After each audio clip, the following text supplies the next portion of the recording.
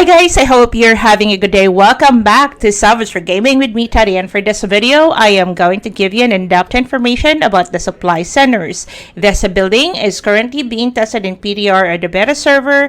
And for this video, we are going to talk about what are these buildings. At the same time, how are we going to use this? And also, when do they spawn around the map? How long are they going to stay there? And what are the mechanics or the gameplay or the rules with the supply centers when it comes to both alliances?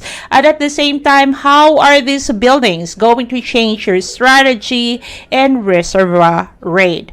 Alright, so without further ado, let's go down to business. And before that, please don't forget to like this video and subscribe to my channel. Thank you guys. Before I proceed, I just wanted to say thank you to the alliances that were able to show up for the match, especially the TOC or the PDR Warriors. This is my forever PDR alliance in beta server, and at the same time, I wanted to say thank you to Leo and Chi of LOL or Leagues of Legends for showing up for the match for me to be able to get some information and at the same time record some of the gameplays. And at the same time, I know that it is really hard for you guys to wake up because it was at 4 UTC, so again, thank you for helping me build this video as well.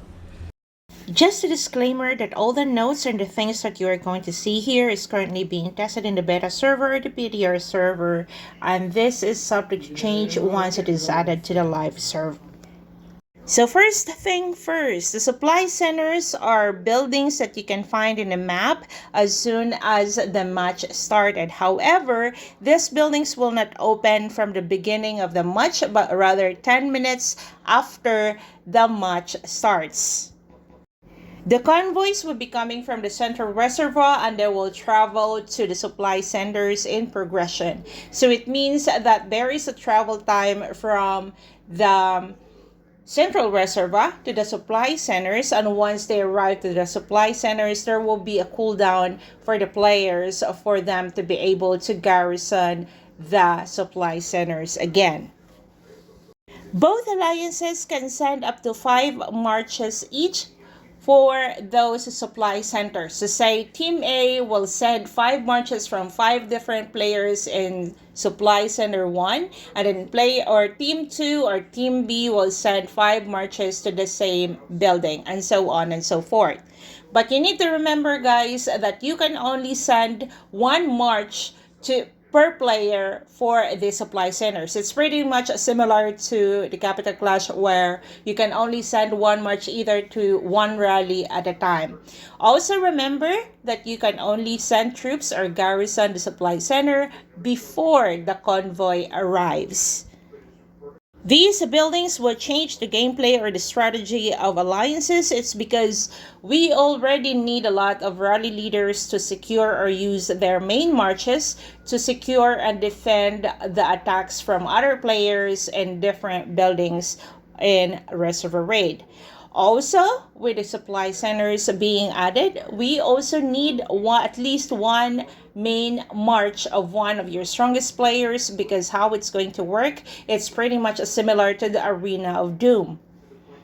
The only difference is that in the Arena of Doom, it is 3 marches of 1 player versus 3 marches of another player. But here in Reservoir Raid or in the Supply Center, this will be the 5 marches of 5 players in your alliance versus 5 marches from 5 players of your enemy.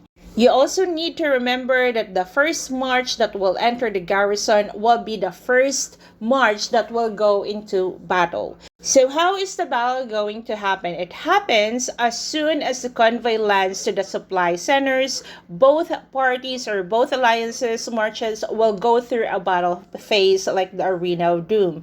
So it means that March 1 versus March 1 until one of them lost troops, and then it will be March 1, the remaining troops of the March 1 versus the troops of March 2, and so on and so forth. In the screenshot that is being shown, one part there are 3 marches in there, and then on the other side there is only 1 march, because during the travel of the convoy, only one member from LOL or Leo only sent his march to the supply centers, and 3 from TOC. That's why you can see 3 players or 3 marches on the other side and 1 march on the other. When it comes to the timers, the supply center won't open from the beginning of the match, but rather 10 minutes after the match started. And then after 10 minutes, the convoy will depart from the central reservoir, and there will be a time, I'm not really sure if it's 10 minutes or 5 minutes before it lands to the supply center. And once it lands, it will have a cooldown of 10 minutes before the players can send troops again. And after that, it will be 5 minutes each, 5 minutes to arrive, 5 minutes for cooldown, and so on and so forth. And these will stop 10 minutes before the match ends. These supply centers will be or will undergo safe mode zone, and you can't send troops anymore. If you sent a march to the garrison of the supply centers, just remember guys that only 1 march per player, and any of the supply centers can be sent one at a time.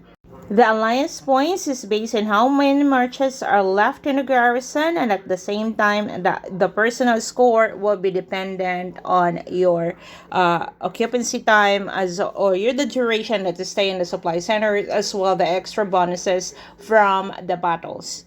Alright, so that's it for today guys, and in case I forgot some information, I will be doing a written version of this guide on the website. And if you have other questions about this new feature in Reservoir Raid, send or post a comment in the comment section below. I also added some of the clips from the Reservoir Raid itself that we did for in the PDR server, so you can see how it works out, and also you can see the gameplay. Alright guys, see you in my next videos. Have a good day. Bye.